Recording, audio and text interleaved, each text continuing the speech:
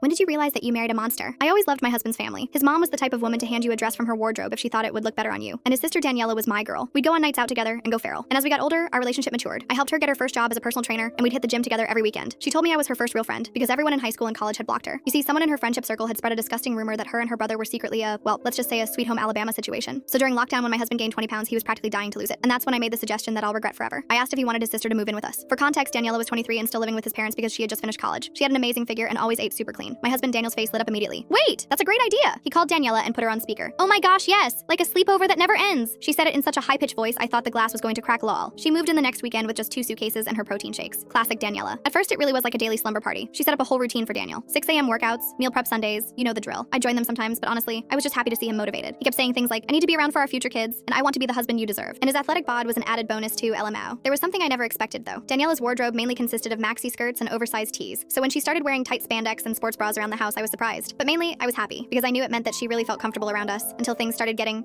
intense. I'd wake up to an empty bed and find them in the living room doing partner stretches. When I asked to join, Daniel said I needed my sleep and that my presence threw them off their rhythm. So one day when me and Daniela were doing a yoga sesh together, I asked her to do the same stretch she had done with my husband. So we did, except ours was very different. No face-to-face, no leg-to-leg. In fact, we barely even touched. The whole thing made me feel extremely weird. And I thought back to the rumors Daniela had once told me about.